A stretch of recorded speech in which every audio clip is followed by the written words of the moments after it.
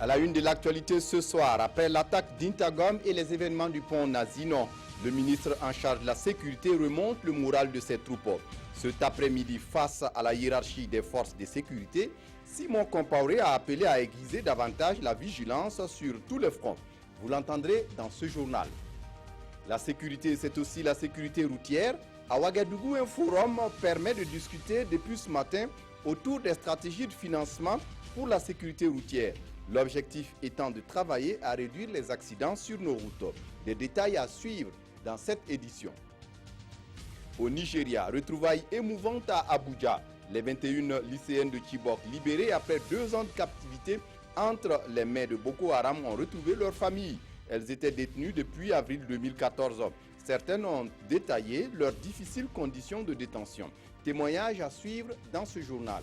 Ce sont là les titres du 20h. Mesdames, Messieurs, bonsoir. Je suis ravi de vous retrouver. Mais avant de développer ces titres, le nouvel ambassadeur de France au Burkina rencontre ce matin le président de l'Assemblée nationale. Xavier Lapère de Cabane, en poste depuis environ un mois, est allé parler coopération bilatérale avec Salif Diallo. À sa sortie d'audience, il s'est confié à Nathalie Sawadgo et à Roger Kam. Le président de l'Assemblée nationale, dans toute démocratie, est forcément un personnage important. C'est lui qui, dirige les débats à l'Assemblée nationale. Donc c'est un personnalité de grande importance, qui a du poids, qui connaît très bien la vie politique. En plus, M.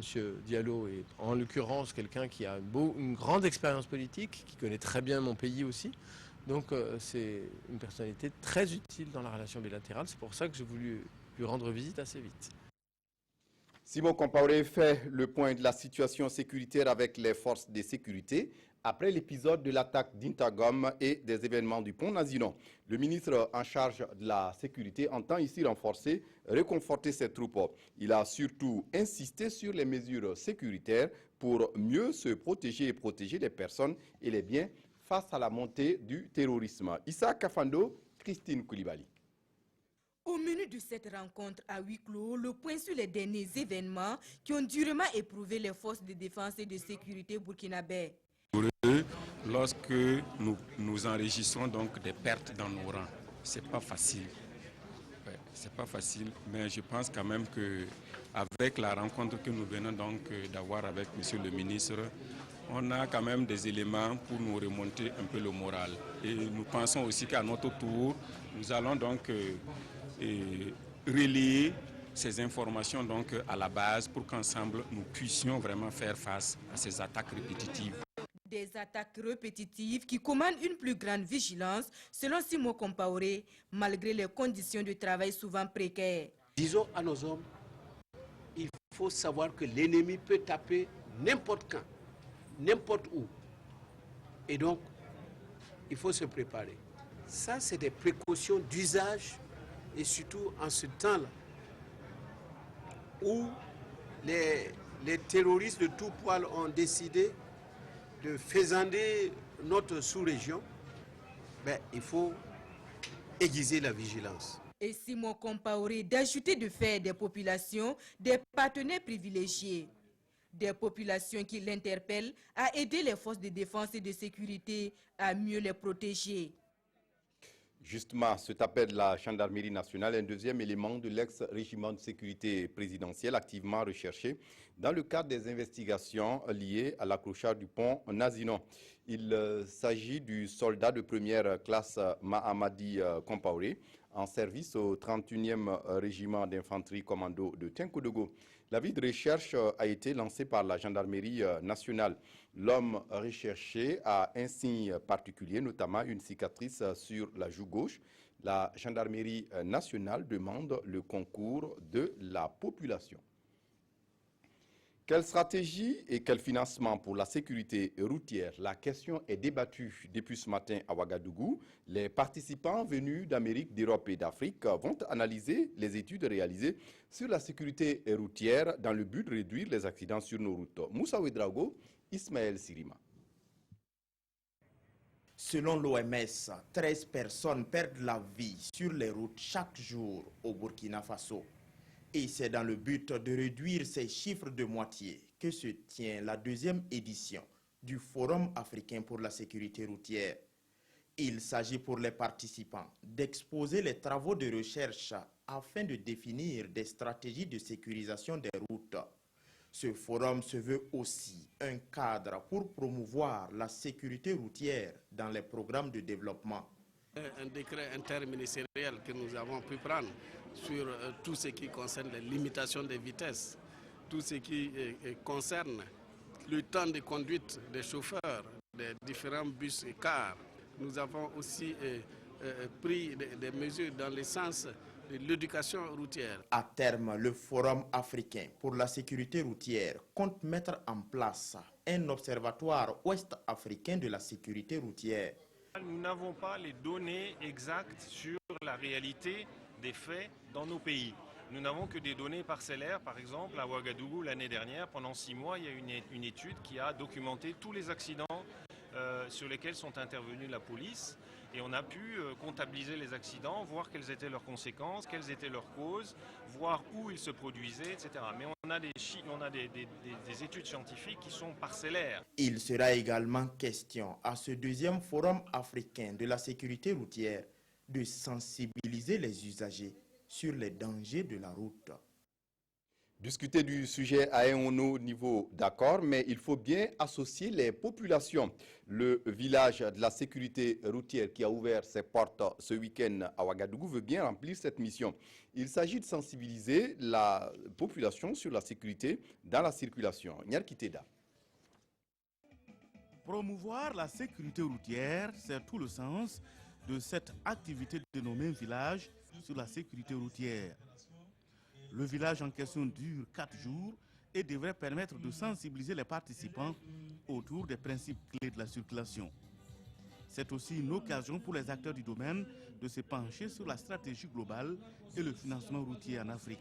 La plupart des accidents ont lieu au centre-ville, dans des carrefours où il y a de la signalisation. Donc ça veut dire que malgré des feux, malgré parfois des policiers même au feu, eh bien, les usagers de la route à Ouagadougou, et notamment les 2 roues, ne respectent pas forcément les règles de la sécurité routière. Parfois, ils ne les connaissent pas forcément très bien aussi, et c'est pour ça qu'il y a beaucoup d'éducation à faire dans ce domaine. Occasion de donner et de recevoir, ces 96 heures doivent être mises à profit pour des partages d'expériences et des formations sur le code de la route. Nous avons le moins de véhicules, nous avons le moins de motos à 2 roues. Mais en termes de statistiques, nous avons le plus grand nombre d'accidents. Ça veut dire qu'il y a beaucoup à faire. Il y a beaucoup à faire au niveau de la sensibilisation, il y a beaucoup à faire au niveau de l'éducation routière. Le Forum africain pour la sécurité routière est à sa 2e édition et est articulé en 2 parties, à savoir le village de la sécurité routière et les journées scientifiques. Cette année, la fête de l'armée célébrée le 1er novembre sera célébrée autour du thème des défis sécuritaires et la contribution de l'armée dans le développement. L'annonce a été faite ce matin au cours d'une conférence de presse. Le témoignage avec Frédéric Etienne Bassenga. C'est une conférence de presse qui marque le lancement des activités des festivités du 56e anniversaire des Forces armées nationales. Au regard des différentes attaques qu'a connues le Burkina ces derniers temps, l'armée a décidé de placer ces festivités sous le thème « Défis sécuritaires et développement socio-économique, contribution des Forces armées nationales ». La question de la sécurité est primordiale car d'elle dépend le développement socio-économique du pays. Célébrer l'anniversaire de l'armée, c'est rendre hommage à l'œuvre accomplie par les dévanciers, les anciens combattants, anciens militaires et tous ceux qui, d'une manière ou d'une autre, ont contribué à leur manière et bien souvent avec humilité et discrétion à la création et développement des Forces armées nationales. 6 activités sont au menu du programme de cette commémoration. Il s'agit de la Coupe du ministre de la Défense nationale des anciens combattants en volleyball, interforce de défense et de sécurité, d'une remise de soutien aux veuves orphelins des militaires décédés et aux militaires blessés en mission commandée et en opération de soutien à la paix le 25 octobre 2016. D'une journée de consultation gratuite le 27 octobre 2016, d'une cérémonie de prise d'armes suivie de décoration le 1er novembre 2016 à la place de la Nation. Et enfin, d'une cérémonie de dépôt de gel en mémoire de nos dévanciers. Ça, c'est le 2. Répondant aux questions des journalistes sur la question sécuritaire au nord du Burkina, Le colonel-major Oumarou Sawadougou a tenu à rassurer des mesures sont en train d'être prises pour la sécurisation des postes. Il a par ailleurs ajouté que c'est avec le concours de tous les Burkinabés que l'armée pourra gagner cette guerre asymétrique. Dans l'actualité ce soir, ce 17 octobre, la communauté internationale le consacre à la journée internationale contre la pauvreté, une manière d'attirer l'attention sur la nécessité d'éradiquer la pauvreté, la misère et l'exclusion sociale à l'échelle planétaire. Au Burkina, ce combat est relayé par le gouvernement et les partenaires bilatéraux comme la Banque mondiale. Ce matin, ils étaient sur le terrain pour discuter avec des bénéficiaires du projet PAFASPE et PAPSA qui luttent contre la pauvreté. Et dans ce combat contre la pauvreté, il faut bien compter sur la contribution des femmes rurales. Elles sont rarement sous le feu des projecteurs et cette année, à l'occasion de la journée mondiale à elles dédiée, l'accent est mis sur leur autonomisation pour assurer la sécurité alimentaire. Au Burkina Faso, c'est à Kaya que cette journée a été célébrée. Le point avec Oumar Zombré et Moussa Ouedraogo. Ces femmes ici réunies célèbrent une fête bien spéciale, celle de la Journée internationale de la femme rurale. Cette année, la célébration est placée sous le thème « Femmes rurales et sécurisation foncière », un thème qui rappelle à quel point il est difficile pour la femme d'accéder à la terre en milieu rural.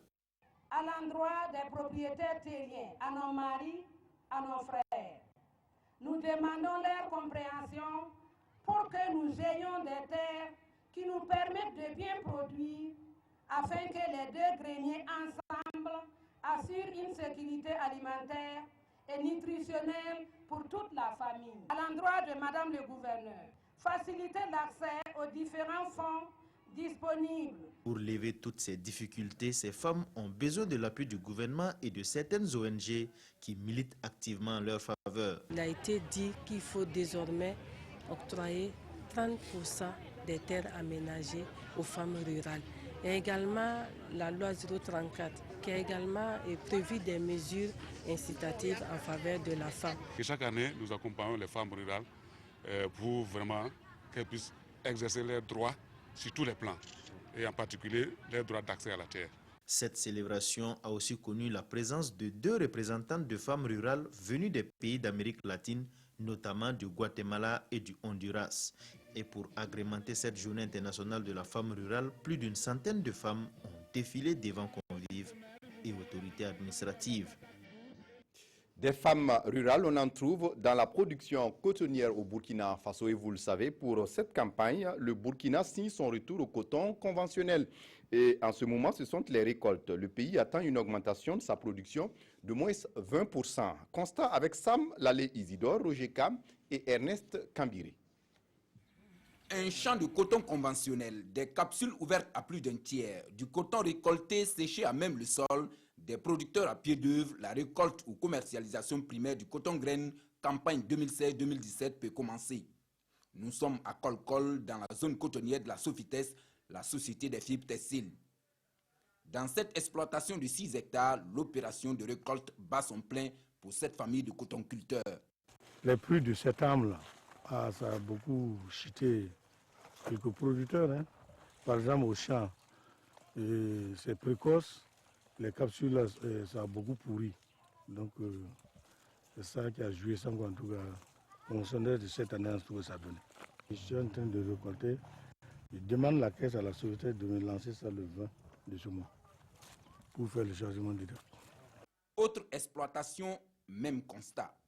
La récolte dite fractionnée est effective et même recommandée à ce stade de la campagne de production. Cette année, j'ai fait 10 hectares de coton conventionnel. C'est déjà arrivé parce que ce n'est pas tous les gens qui sont arrivés, mais ici, c'est moi, c'est déjà arrivé. Moi, j'ai demandé les gens pour venir nous aider à récolter. Il ne faut pas que ça s'est gâté. C'est la pleine période parce que bon, actuellement, l'initiative de la société, c'est de démarrer rapidement les usines à partir du 15 octobre. Donc, pour que les usines fonctionnent, il faut forcément qu'il y ait du coton.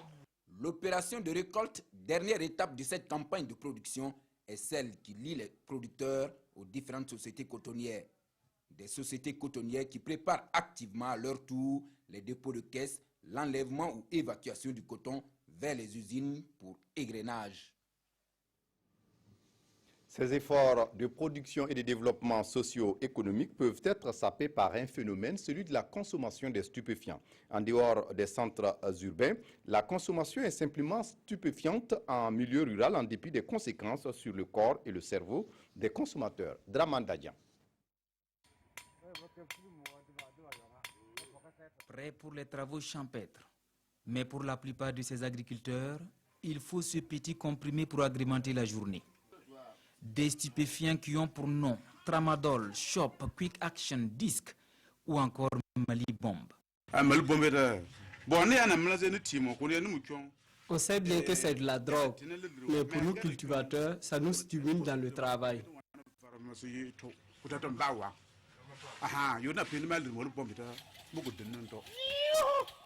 Des anabolisants pour un travail physique, mais aux conséquences parfois désastreuses. Et selon le premier responsable de ce centre de santé et de promotion sociale, les patients arrivent ici dans un état critique. On a eu à consulter des personnes qui ont pris ces stupéfiants et qui sont venues pour des effets secondaires. Ils développent des effets secondaires tels que genre épilepsie qui viennent. Donc, souvent, on les réfère au CMA au niveau élevé pour une meilleure prise en charge.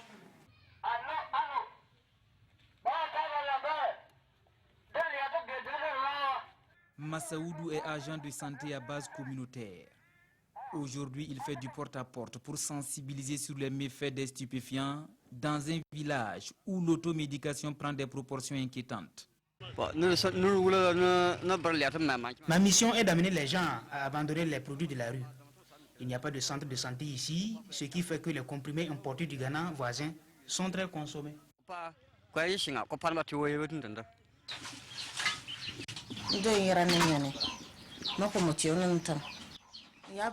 Quand vous avez la fièvre, il vous faut ce comprimé. Celui-là soigne les maux de ventre, les ulcères en particulier, et ceci en cas de paludisme.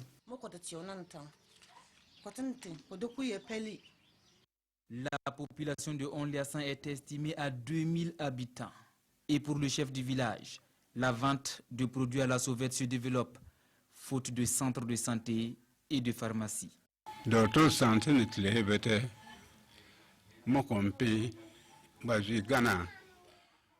Nous aimerions avoir un CSPS dans ce village et je suis convaincu que si nous en avons un, tous les habitants iront se faire consulter au lieu de s'adonner à l'automédication. Selon l'organisation sanitaire actuelle, c'est au CSPS de Outoulou que les premiers soins doivent être administrés aux patients en provenance de Onliassan.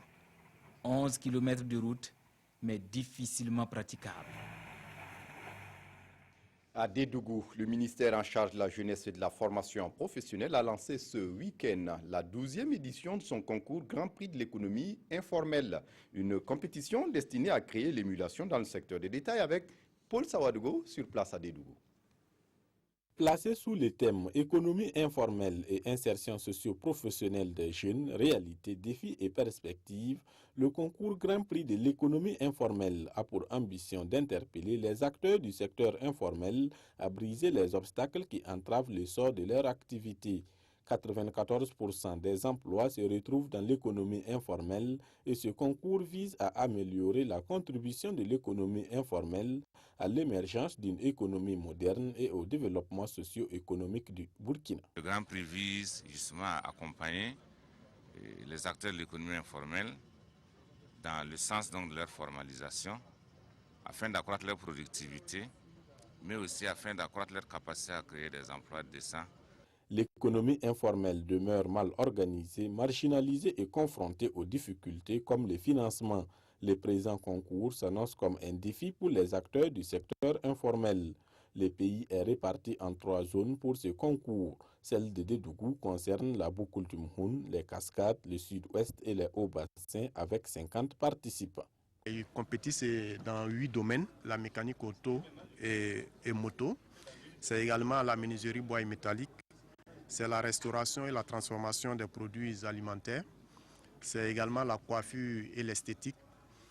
Nous avons le commerce général, la coupe-couture, et l'artisanat, l'art et le tissage et enfin l'agriculture et l'élevage. L'implantation, la sécurité individuelle et collective, la santé au travail et l'organisation de l'entreprise font partie des critères de la compétition. La cérémonie de proclamation des résultats suivie de la remise des prix interviendra le 16 décembre prochain. L'Ordre des Camiliens a célébré le week-end dernier le cinquantenaire de sa présence au Burkina Faso. Ces hommes et femmes religieux catholiques qui sont au service des malades et des pauvres, en 50 ans, se sont évertués à être le témoignage de l'amour du Christ pour qui ils sont engagés. Nathalie Sawadgo. 50 années de témoignage religieux et au service des malades, la famille camilienne célèbre ici son jubilé d'or. C'est sous le thème « Témoins de la miséricorde du Christ, avançons au large » que les camiliens jubilent en cette année de la miséricorde. Nous rendons grâce au Seigneur pour ces 50 ans au service des malades, au service des pauvres. En célébrant ce jubilé, c'est pour nous un appel à aller plus en avant de ce qui est fait présentement. Jésus est à côté de ceux qui souffrent et que nous devons imiter son exemple, quelle que soit notre croyance. Nous devons aider l'homme souffrant à se relever. Cette célébration est celle de la consécration de religieux et de religieuses à la piété et au service des autres, notamment les malades. Pour moi, c'est une grâce que je rends au Seigneur, parce que c'est grâce à lui que nous pouvons œuvrer au sein de la famille camilienne. C'est lui qui nous donne les forces nécessaires chaque jour à travers la prière pour le bien de nos frères souffrants. La famille camilienne est née le 12 octobre 1966 au Burkina. Elle intervient dans le social, la santé et la formation. Elle compte aujourd'hui 82 religieux de vœux perpétuels et 40 temporaires en formation. Basée à Ouagadougou, elle entend étendre ses formations dans les autres régions du Burkina et célébrer aussi le jubilé d'or de leur paroisse en 2017. Les volontaires français introduisent le principe de réciprocité entre le Burkina Faso, ce qui signifie que des Français peuvent servir au Burkina, tout comme des Burkinabés pourront le faire en France. Explication, Draman Guéné. France volontaire au Burkina est à l'honneur ce 15 octobre. Cette journée lui est dédiée, 6e du genre dans l'histoire du partenariat. 743 volontaires français sont en fin de mission, d'autres sont attendus pour 2016. Et mieux, le principe de réciprocité est envisagé. C'est de permettre à des jeunes burkinabés, parce qu'on est au Burkina, de partir faire du volontariat aussi en France, dans ce cadre-là. Mais je tiens à souligner aussi que le volontariat français n'est pas que français. Il y a Ibrahim Ouedraogo qui est bien burkinabé, qui a été volontaire français avec nous, mais qui a été volontaire français au Niger. On ne peut pas le faire dans son pays, mais on peut le faire dans un autre pays. Après ma formation de spécialisation en France, j'ai été recruté et placé en tant qu'expert en suivi et évaluation au programme de volontariat nigérien, là où j'ai débuté ma carrière. Et ce fut très enrichissant. J'ai pu apporter mon expérience dans le domaine du suivi des volontaires nigériens. Ces curieux voyageurs méconnaissent la plupart du temps les réalités du terrain d'accueil. L'ambassadeur français les appelle donc à s'y adapter vite et bien. On a de la chance qu'au Burkina Faso, vous parliez très bien français, donc ça nous aide. Mais ça peut cacher aussi des particularités, des coutumes, des traditions qui sont différentes des nôtres et qu'on ne connaît pas. Donc il faut que les jeunes les connaissent, il faut que donc ils aient conscience de cette différence et que donc ils ont un comportement qui doit être un peu différent de celui qu'ils ont dans leur ville en France. Les volontaires français au Burkina font dans l'entrepreneuriat local, le micro-projet, la communication, l'enfance et l'environnement. En culture, rideau sur la première édition du Festival des musiques du monde et des arts d'Afrique au Maroc, une édition dédiée au Burkina Faso. Fabrice Nebier, Aruna Maré. C'est en musique que les lampions se sont éteints samedi soir à Tanger sur le Festival international des musiques du monde et des arts d'Afrique. Une première édition qui a servi de pont pour des échanges culturels et artistiques entre l'Afrique et d'autres continents. Le public de Tanger est vraiment heureux. On les a fait vibrer, les grandes voix du Burkina, les grands musiciens, Burkina et ceux des voix venues d'ailleurs, de l'Anguilla, des États-Unis, du Cameroun, du Congo. Vraiment, ça a été un grand succès. Tanger a vraiment vibré au son de l'Afrique. C'est magnifique, c'est plein de couleurs. Tout le monde a envie de danser, tout le monde est content. Ça transmet beaucoup de chaleur et de joie. Durant ces 3 jours de festivités, le Burkina Faso, pays invité d'honneur, a pu offrir sur l'aire d'exposition et sur scène un pan de son patrimoine culturel. À l'occasion de ce festival, les artistes burkinabés ont laissé éclater leur talent. Ce fut une grosse découverte pour les Marocains. Nous avons vu des artistes plasticiens étaler leurs belles œuvres.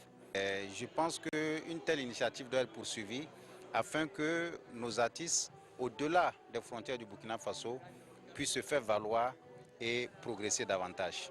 L'édition 2016 s'achève avec un autre défi qui pointe à l'horizon. La promotrice du festival envisage l'organisation de la 3e édition courant 2018 au Burkina Faso.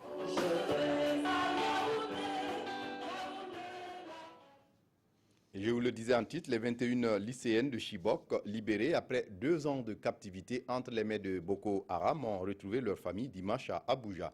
Des retrouvailles émouvantes. Regardez. Des retrouvailles chaleureusement célébrées. Les 21 lycéennes de Chibok libérées jeudi ont retrouvé leur famille ce dimanche à Abuja au Nigeria. Elles étaient détenues depuis avril 2014. Certaines ont détaillé leurs difficiles conditions de détention. Pendant 1 mois et 10 jours avant leur libération, elles ont été privées de nourriture et ont échappé à une bombe. Au cours d'une cérémonie religieuse, l'une d'entre elles, encore émue et affaiblie, glisse quelques mots. Nous remercions Dieu parce que nous ne pensions pas que nous serions en vie pour voir ce jour. Merci à Dieu. Ayant été enlevés, nous ne pensions pas que nous pourrions à nouveau danser comme nous l'avons fait aujourd'hui. Tout le monde sait ce que nous avons enduré. Nous remercions Dieu pour nous avoir permis de voir ce jour. Nous prions aussi Dieu pour que Boko Haram libère les autres filles pacifiquement. Les négociations avec Boko Haram ne sont pas encore terminées selon le gouvernement nigérian. D'ailleurs, le ministre de l'Information appelle à la prudence pour ne pas perturber la libération à venir des autres lycéennes toujours détenues.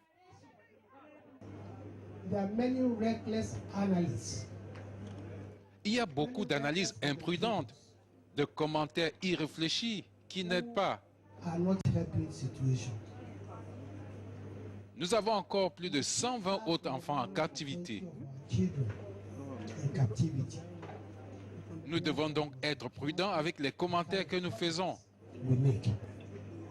Nous ne devrons pas faire de commentaires qui rendent la vie de ces filles difficile. D'après le porte-parole de la présidence nigériane, au moins 83 autres filles de Chibok doivent être libérées prochainement.